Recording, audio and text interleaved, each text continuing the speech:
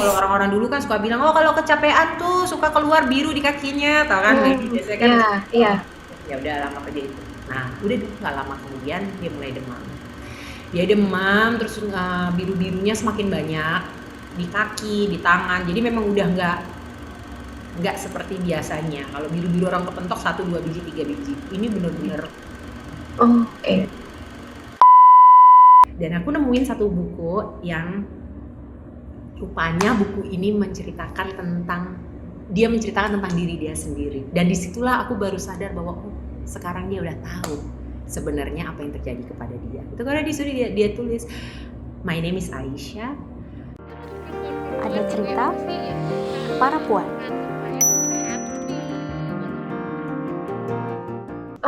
Ini mungkin malah jangan-jangan aku yang ketinggalan berita. Tapi apakah sekarang Aisyah udah tahu, Mbak? Dia sekarang udah 9 tahun, jadi dia udah tahu. Karena dia udah bisa baca sekarang dengan jelas. Ya pada saat 5,5 tahun dulu dia udah bisa baca juga sih. Cuma pada saat itu dia belum tahu apa itu cancer. Kalau sekarang dia udah sekolah, dia sudah ngobrol dan punya temen yang juga kebetulan anak-anak yang ada di klinik yang sama gitu. Jadi dia sudah paham sedikit banyaknya apa yang terjadi kepada dia gitu. Dan yang aku kaget banget sebelum aku pulang ke Indonesia, jadi Aisyah tuh suka nulis juga, main di dia senang nulis ya, dia senang bikin puisi, dia senang bikin buku cerita. Dan aku nemuin satu buku yang rupanya buku ini menceritakan tentang diri dia sendiri. Dan disitulah aku baru sadar bahwa oh, sekarang dia udah tahu sebenarnya apa yang terjadi kepada dia. Itu karena di sini dia tulis, my name is Aisyah. Dulu nama aku Shakira, dia bilang.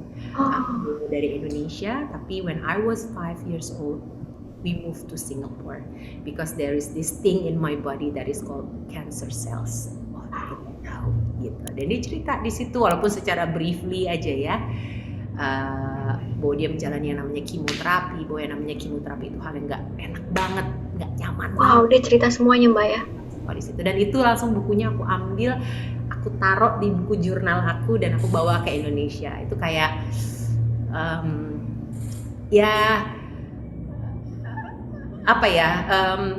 aku nggak tahu, sejujurnya aku nggak tahu what to feel when I read it. Aku nggak tahu apa yang seharusnya aku rasakan saat aku membaca itu gitu.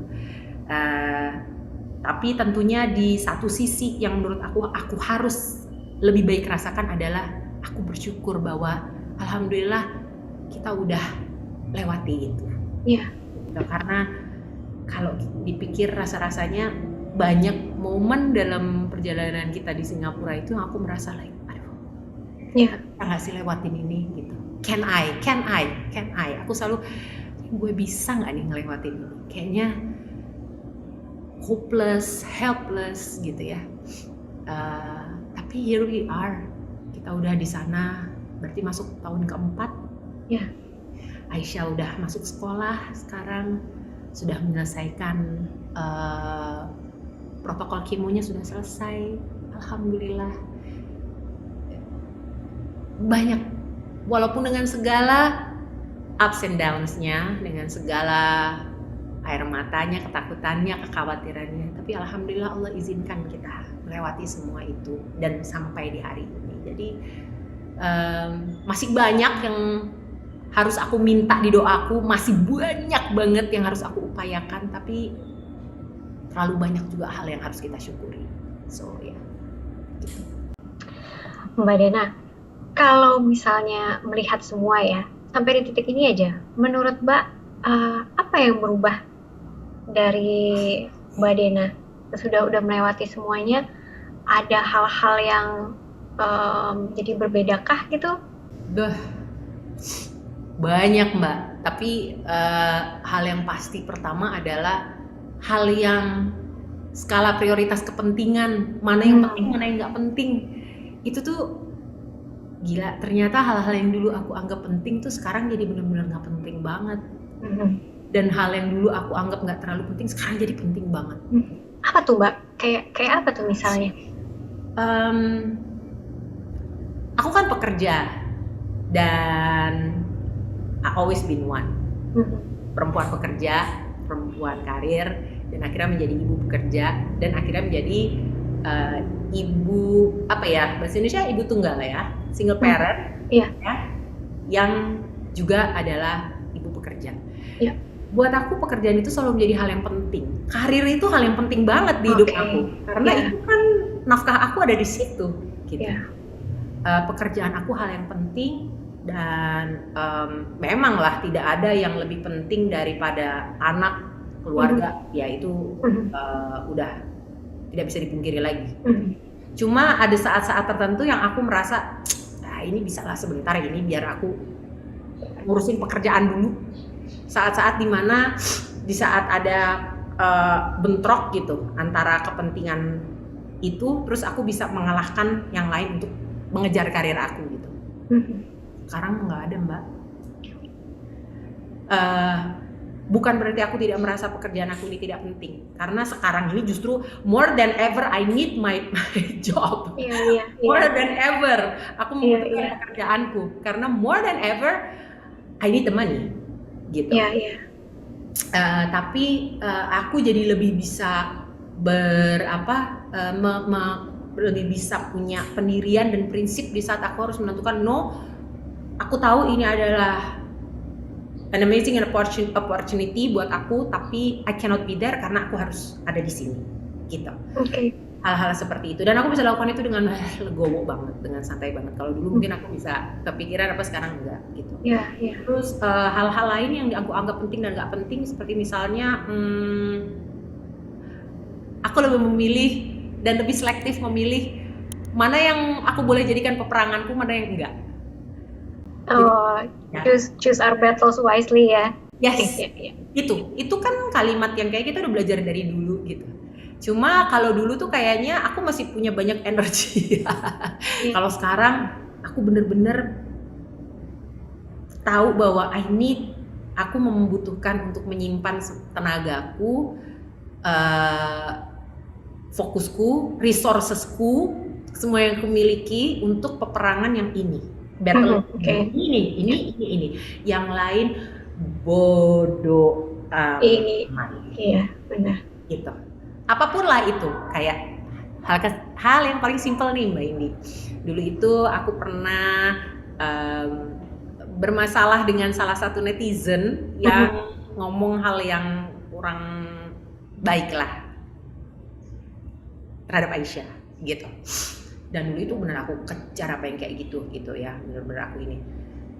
Sekarang buat aku istilahnya tuh gampangnya gini, kalau aku melihat sesuatu yang aku nggak nyaman baca, nggak nyaman lihat di medsos aku hapus aja.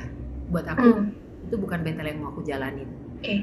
Aku hapus aja, aku tenang habis itu, aku tidak membuang energiku ke situ, because I need my energy and my resources to this.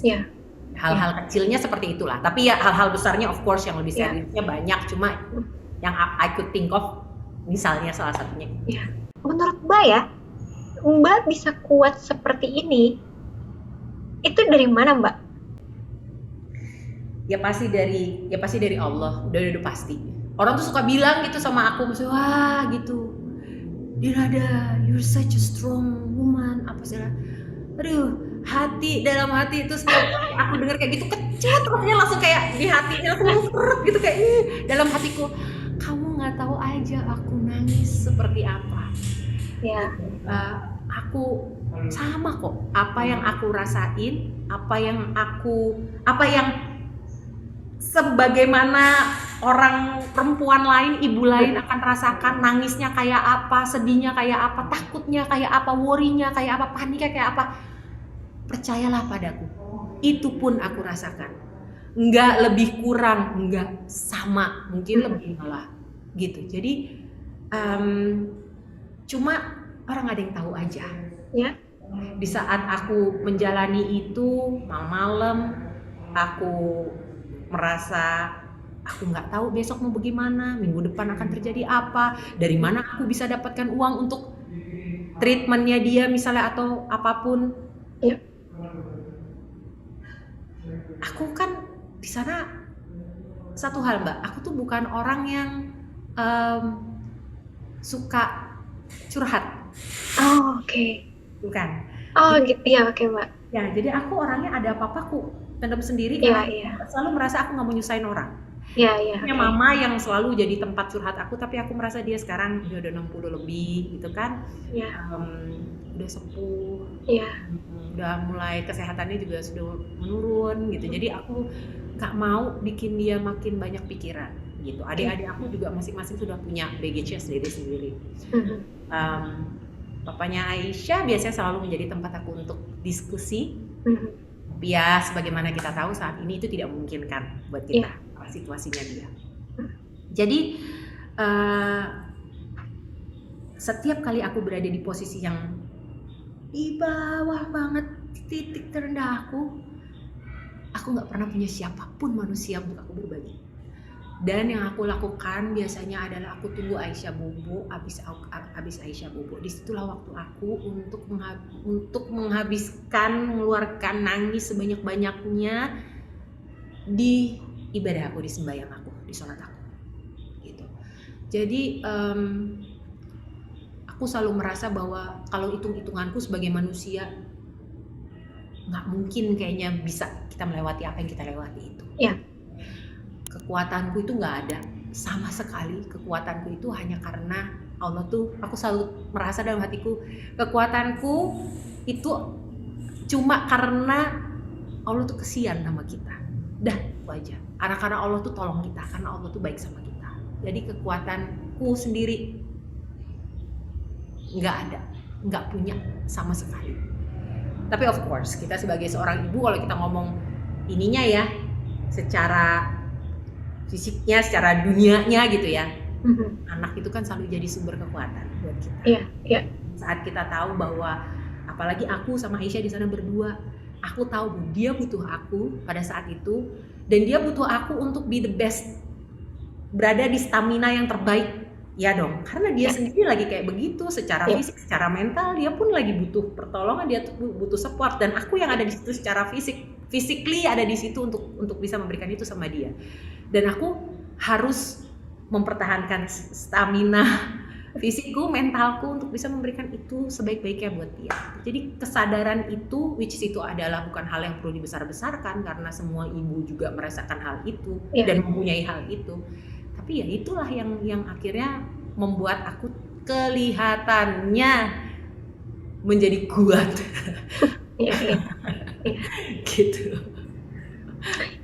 Kalau misalnya Mbak, suatu hari Aisyah misalnya akan nonton video ini gitu ya, mungkin ada masanya nanti Aisyah akan melihat lagi gitu kan ke belakang, dari semua dokumentasi di media gitu mungkin ya, mamaku waktu itu dia gimana sih, apa yang dilaluinya. Kalau misalnya Aisyah akan nonton video ini, kira-kira Mbak Dena ingin kasih tahu atau cerita apa? Bahwa aku bangga sekali sama dia. Aku bangga sekali sama dia. I think she has done an amazing job. Dia adalah fighter yang luar biasa. Dia mengajarkan aku banyak hal. Dan aku bersyukur kepada Allah. Karena aku nih dikasih sama Allah anak yang luar biasa, Masya Allah, seperti dia gitu. Jadi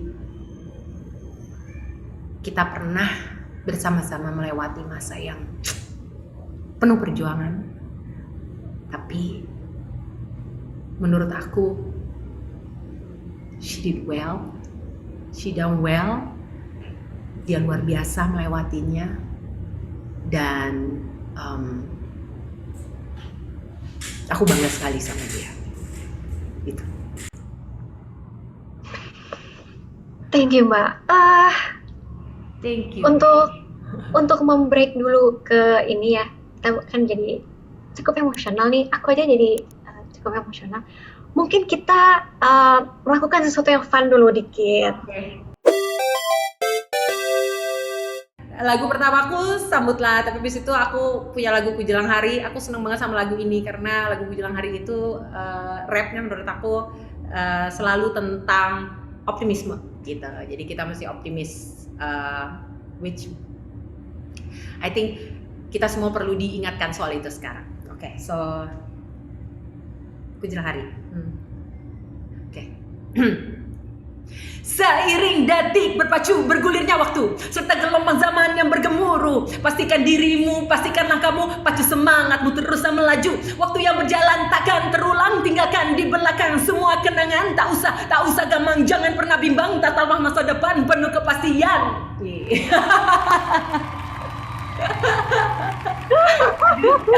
Aduh.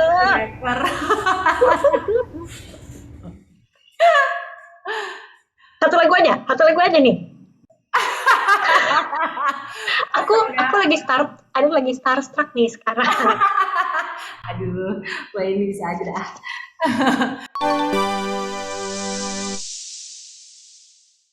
Setelah semua hal yang udah Mbak Dena lalui, dari mulai merasa down, berusaha memilah lagi battlesnya, sampai akhirnya di titik sekarang bisa ngeliat ke belakang dan gue bersyukur loh gitu. Itu kan sesuatu hal yang besar ya sebenarnya. Itu kayak evolusi diri yang luar biasa juga gitu. Setelah semua yang udah Mbak lalui, yang saat ini membuat seorang Denada merasa dirinya berharga, sangat berharga sebagai perempuan dan ibu, itu apa Mbak?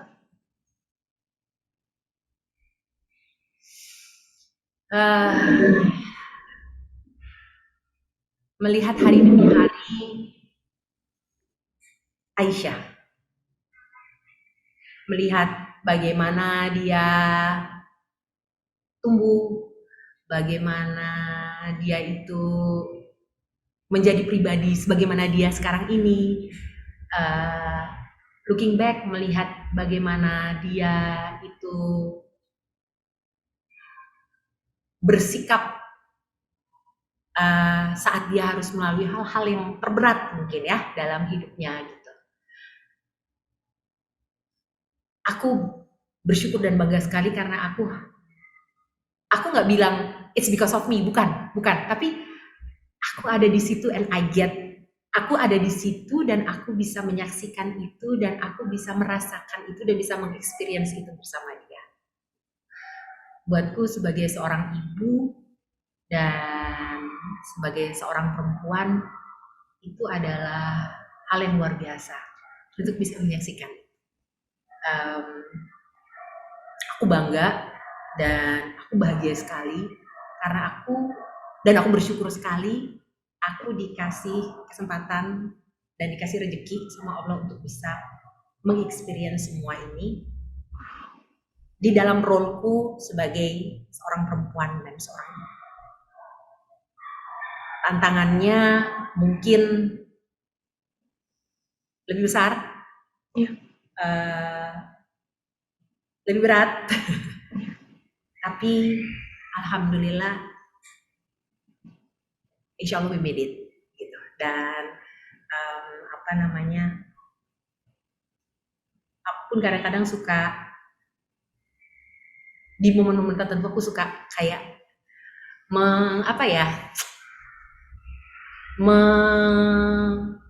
berterima kasih, menyayangi diriku sendiri, berterima kasih kepada diriku sendiri. Thank you, terima kasih buat diriku sendiri yang sudah put up dengan semua ini gitu. Mentalku, fisikku gitu, yang sudah menemaniku untuk melalui semua ini gitu. Jadi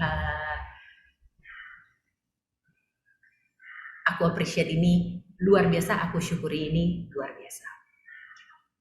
Wow, Mbak Dena ada pesan mungkin buat kawan puan yang mungkin udah jadi ibu, lagi mengalami perjalanan yang sama gitu ya, ada anak yang harus diurus gitu. Mungkin ada semangat atau ada pesan Mbak yang mau disampaikan juga? Buat semua perempuan, aku terutama mungkin yang sekarang ini sedang mendampingi anak-anaknya untuk berjuang untuk sembuh, untuk sehat, tetap apa ya mungkin ini klise tapi ini penting untuk aku sampaikan karena it's a magic word, tetap semangat gitu. Karena anak-anak kita saat ini membutuhkan kita untuk memberikan semua yang terbaik yang diri kita punya untuk mereka. Jadi sabar, stay strong, tapi jangan lupa di saat yang sama, jangan lupa untuk juga selalu ingat untuk menyayangi diri sendiri, untuk juga mencintai diri sendiri, untuk juga mengapresiasi diri sendiri. You've done well, sudah melakukan semua dengan baik, dengan luar biasa, dan jangan berhenti. Dan di sini aku mau kirimkan rasa sayang aku, rasa cinta aku, peluk untuk semua para ibu, khususnya mereka yang sedang menjalani dan mendampingi anak-anak untuk berjuang. Semoga semua dimudahkan, anak-anak semua diberikan kesehatan, segera dimudahkan segala prosesnya untuk mencapai kesembuhan. Dan semoga kita semua selalu diberikan kesehatan dan kekuatan untuk menjalani apapun PR yang harus kita jalani. Amin. Semangat! Amin. Peluk jauh juga buat Mbak Denat. Thank you, Mbak Indi. Terima kasih banyak ya Mbak. Terima kasih banyak buat waktunya, buat ceritanya. It's a very extensive and detailed story. Jadi kami berterima kasih banget. Para puan berterima kasih sekali. Yakin pasti kawan puan yang nonton juga ter-encourage, jadi lebih semangat, dan bisa sama-sama saling mendoakan ya Mbak ya. Amin. Ya sih Mbak. Ya. Amin. Insya Allah. Sekali lagi Mbak Dena, terima kasih banyak. Kawan puan, terima kasih banyak ya sudah menonton cerita para puan kali ini. Dari obrolan dengan Denada tadi, sebetulnya ada dua hal yang bisa kita tarik sebagai kesimpulan atau sebagai pengingat. Yang pertama, Denada mengingatkan bahwa sebagai seorang ibu, rasa dibutuhkan itu lebih dari cukup untuk bisa membuatnya mengingat bahwa dirinya berharga. Aku berharga, kita berharga, baik sebagai seorang ibu dan seorang perempuan. Yang kedua, Tuhan selalu menjadi kekuatan terbesar bagi Denada dalam menghadapi setiap cobaan. Obrolan tadi mengingatkan kita juga bahwa semua hal yang Tuhan beri dalam kehidupan kita, termasuk dalam kehidupan Denada, selalu bisa membuatnya bersyukur dan bisa terus menyemangatinya untuk melangkah maju melewati segala cobaan yang sedang dihadapi. Sekali lagi terima kasih sudah menonton dan menyimak cerita para puan kali ini. Jangan lupa komen, like, dan subscribe channel ini. Kita ketemu lagi di cerita para puan berikutnya. Bye!